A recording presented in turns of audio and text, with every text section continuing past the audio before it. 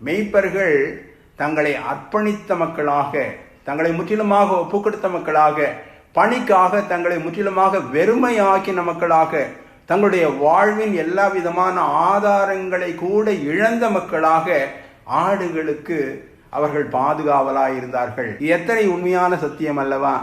நம்முடைய காலத்திலே காணப்படும் இந்த மெய்ப்பர்கள் என்ற நிலையிலே இருக்கும் மக்கள் எவ்விதமாக வாழ்ந்து கொண்டிருக்கிறார்கள்? சற்று சீர்தூக்கி ஆராய அன்போடு அழைக்கப்படுகிறோம்.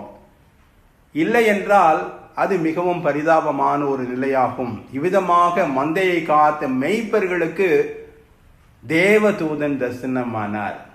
ஆம், இந்த நிகழ்வை நாம் அறிவோம். அது மாத்திரமல்ல, தேவ சேனை அவர்களை சூழ பிரகாசித்தது என்று வேதம் கூறுகிறது.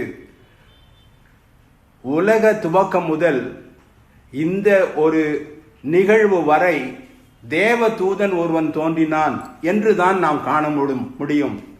ஒரு தேவதூதன் அல்லது ஒருவேளை 2 தான். ஆனால் இங்கேயோ வான மண்டலங்களின் சேனைகளை கண்டார்கள் இந்த மெய்ப்பர்கள். எத்தனை அற்புதமான பாக்கியம் பெற்ற மக்கள் அல்லவா!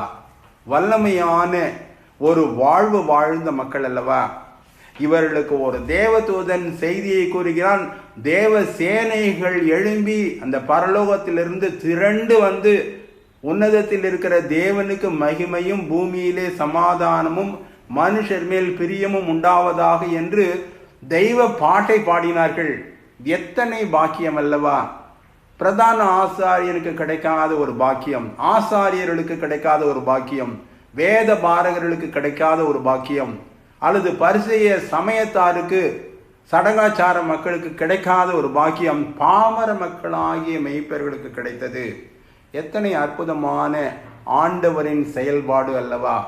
நாம் ஒருவேளை இவ்விதமாக ஒதுக்கப்பட்ட நிலையிலே, தாழ்த்தப்பட்ட நிலையிலே, கைவிடப்பட்ட நிலையிலே, துரத்தப்பட்ட நிலையிலே, சமுதாயத்தால் அவமதிக்கப்பட்ட நிலையிலே இருப்போமானால் கவலை கொள்ள வேண்டாம். ஆண்டவர் நமக்கான எல்லாவற்றையும் செய்ய அற்புதமாக, ஆச்சரியமாக செயல்படுத்த எப்பொழுதும் ஆவல் உள்ளவராக இருக்கிறார். ஒன்றே ஒன்று, அவருக்காக நமக்கு நியமித்த பணியை அன்று அந்த மெய்ப்பர்கள் கண்ணும் கருத்துமாய் செய்தது போல நாமும் செய்த அன்போடு அழைக்கப்படுகிறோம்.